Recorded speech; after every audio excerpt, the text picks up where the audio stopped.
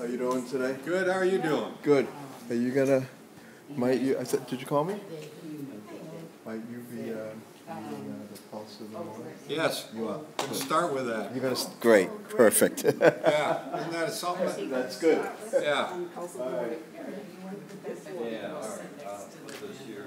It's the one she read at Clinton's inauguration.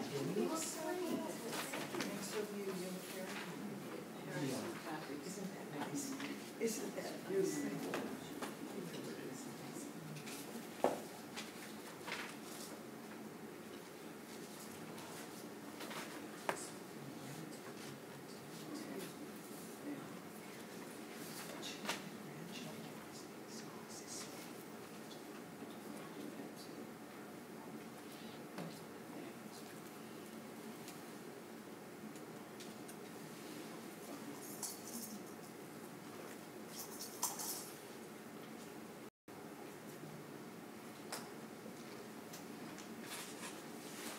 They want us to fill this out and change it.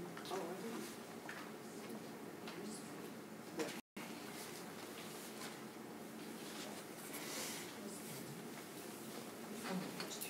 She's very old. She's in the face of the blade.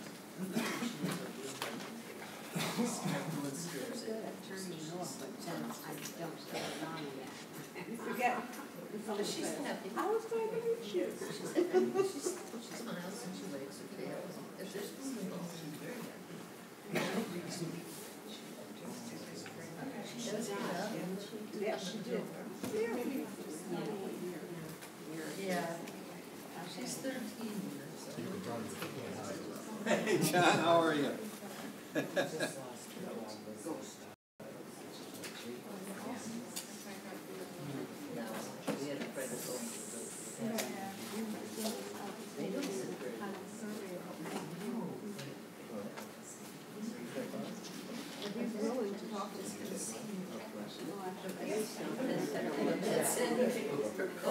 At least you'll consider. No, I haven't.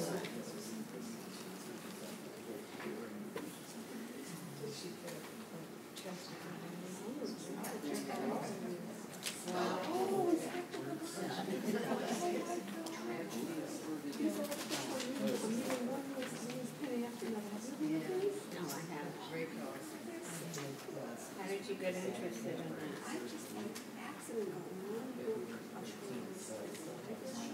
And then I really loved it. And so I went about the place library. And so I was coming. And I saw more. They're amazing.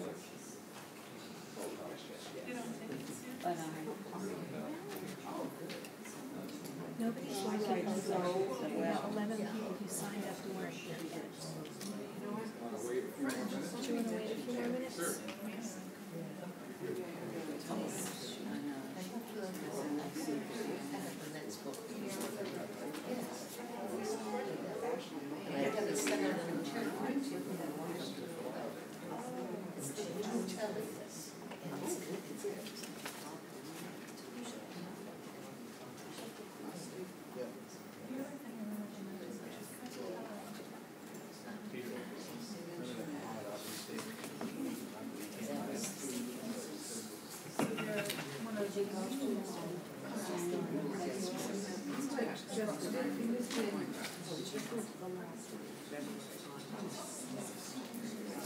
yeah.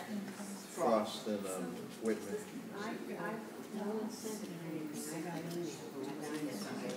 So they didn't send me that, so I missed January. But I came last year, but I didn't, no. Last year. Did you come last year? No. Oh, that was my favorite one too.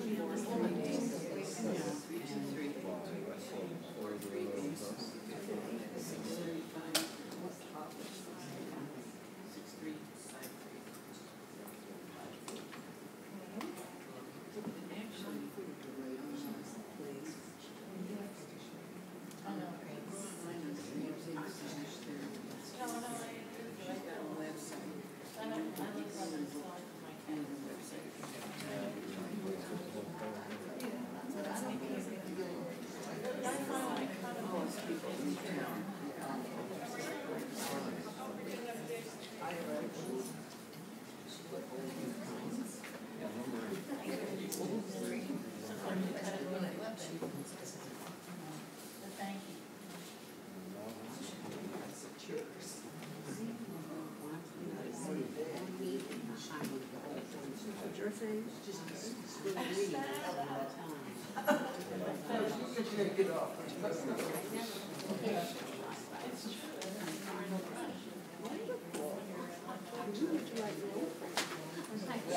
That would be great.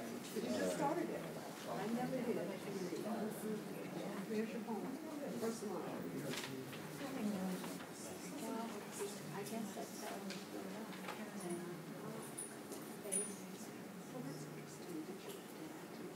Yeah, okay. Yeah. Probably not some, yeah.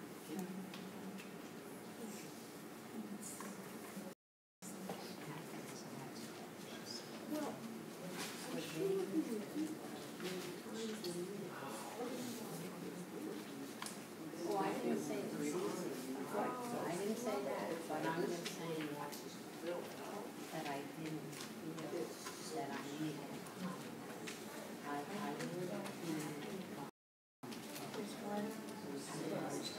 say, sometimes feel alone. There could be a whole room full of people that don't want to, and so yeah, and I just do. That makes you lonely, but I didn't.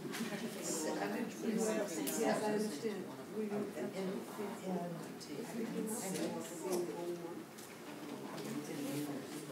But I was. Okay, I think we'll get started. Good evening. Good evening. Thank you all for coming, and our thanks to the Elliott Museum for hosting this lecture series. This is the final one for this series for this season. My 9th lecture. On your seats are the poems we're going to be looking at tonight, and also a sheet that I've asked you to fill out to see if you're interested in continuing this. So if you would fill that out and leave it on your chair, I will pick it up and go from there, okay? I think we should give a round of applause to the Elliott Museum for their permanent collection, the exhibits that they bring, all the special lectures, and also we need to give our thanks to Jen, who's sitting there in the back, because tomorrow the moving van is coming, and she's retiring and moving to Nashville to be with her husband. And she's done a marvelous job. I've enjoyed working with her, and she's done a marvelous job running the ship here at the Elliott Museum. So Jen, good luck to the future. And,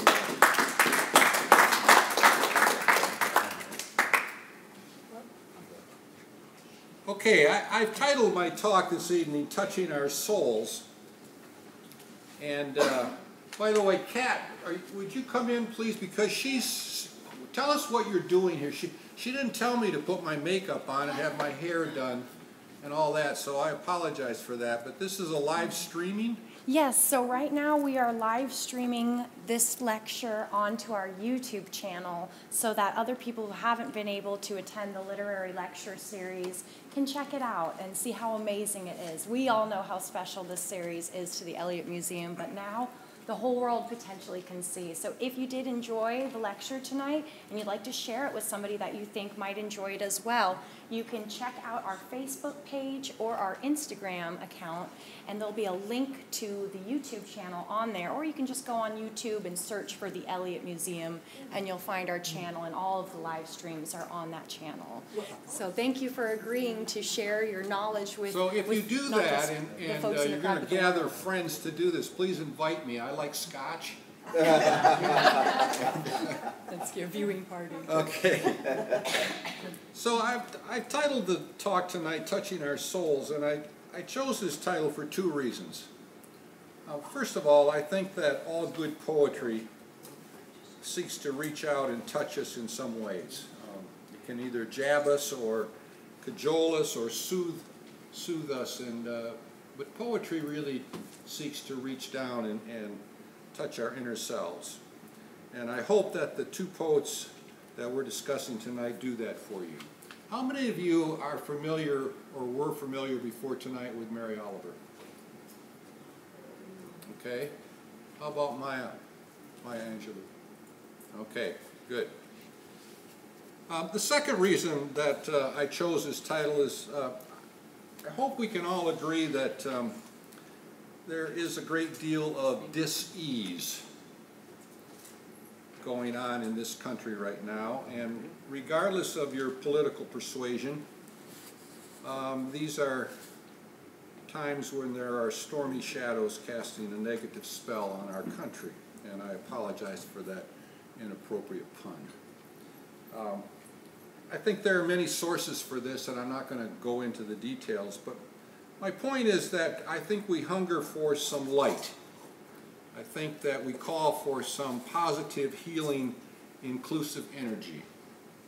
And the two poets we are discussing, I think, exude that. And they offer us a hopeful light that cuts through all the clutter and the chatter of the darkness. And I hope tonight that we'll see that they call for our better selves to shine through and find a brighter, more positive attitude and actions. So that's the reason for the title. We begin tonight with one of Maya Angelou's most famous poems. It was written for the first inauguration of President Bill Clinton and delivered on January 20th in 1993. This is only the second poet to ever be invited to do an inaugural address. The first, if you were at my last lecture, was Robert Frost, and he did it for President Kennedy in 1961. This, however, is the first African American to give an inaugural reading, and the first woman. It's an important poem, I think, on many different levels. It's in your packet. Let's look more closely at On the Pulse of Morning, written and read at Bill Clinton's first inauguration in 1993. I will read part of it, and then I'll ask you to read the rest of it. It's a rather long poem, but it's I think, one of her best poems. A rock, a river, a tree, host to species long since departed, marked the mastodon. The dinosaur who left dry tokens of their sojourn here on our planet floor, any broad alarm of their hastening doom is lost in the gloom and dust of ages. But today the rock cries out to us, clearly, forcefully, come, you may stand upon my back and face your distant destiny, but seek no haven in my shadow. I will give you no hiding place down here. You, created only a little lower than the angels, have crouched too long in the bruising darkness, have lain too long face down in ignorance. Your mouth spilling words armed for slaughter. The rock cries out to us today, you may stand upon me, but do not hide your face. Across the wall of the world, a river sings a beautiful song. It says, come rest here by my side. Each of you bordered country, delicate and strangely made proud, yet thrusting perpetually under siege. Your armed struggles for profit have left collars of waste upon my shore, currents of debris upon my breast. So please read the rest of it by yourself.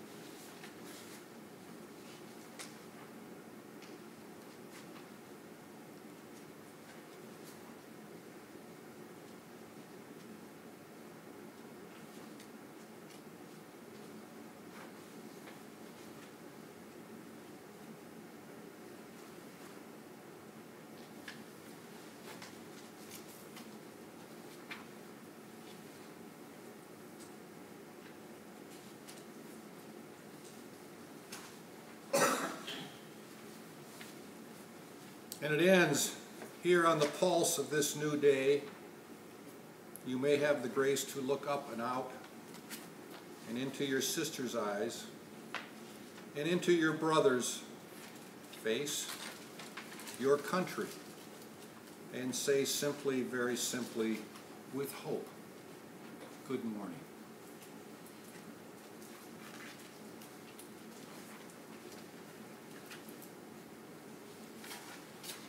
Any thoughts? What does the poem mean to you? What's she getting at? What are your reactions? Anything that really touches you about this poem?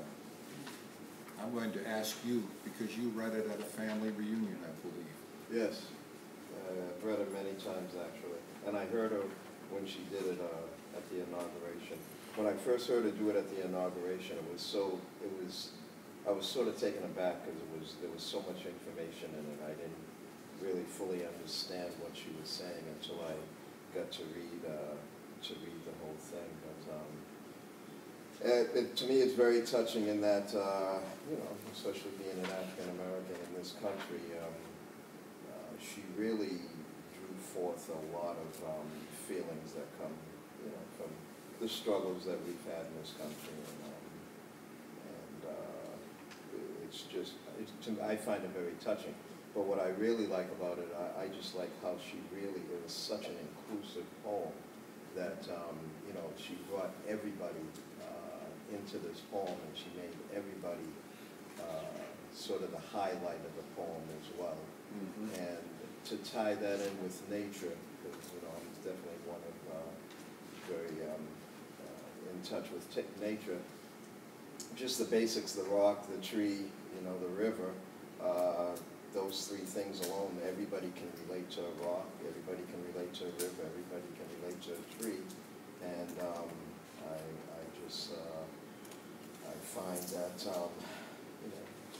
when you stand on a rock, how it makes you feel, and when you look and admire a tree, how it makes you feel, and when you stand next to a river and just being by water, how it makes you feel. There's just so much feeling and depth in this poem, and by the way she ends it in such a positive means with great hope. And I mean, how can you not say to the people that you face, look into their eyes and just say good morning? Yeah, good. Thank you. Thank you. Anybody else? What struck you? I remember seeing her read it at the inauguration, and rereading it now, it still has the same impact, and I think it still gives, at least for me, the same feeling of maybe, just maybe, things will be better. Yeah, thank you. Yeah. It's worth teaching over and over. Yeah. Anybody else? Yes. I still hear her voice in this poem. You can go on the internet and hear her read this poem. I haven't done that, but Mm-hmm. from watching her, the imagery and the stability of the image of the rock, the tree, the river, some things are constant and yet are fallible. But we come back to the last line, and very simply, this is the beginning. We have another good morning. It's hopeful. It's so emotional to think about her life, but her fabulous voice. Yeah. Yeah. Amazing. Thank you. Anybody else? In an interview, Maya said, "In my work, in everything I do, I mean to say that we human beings are more alike than we are unalike. And to use that concept to break down the walls we set between ourselves because we are different." I think the poem speaks to that. It certainly is inspired by traditional Negro spirituals. The poem asserts that we can change for the better, and that nature is the rock, the river, and the tree that inspire that change. Notice that the rock, river, and tree are recurring themes, as you pointed out, and important images throughout the entire poem. And she also gives us a thumbnail historical overview going back in time to prehistoric days, noting from where we have come. If we can do all this throughout time, she's suggesting, if we can survive all this throughout time, we certainly have the capacity to change, to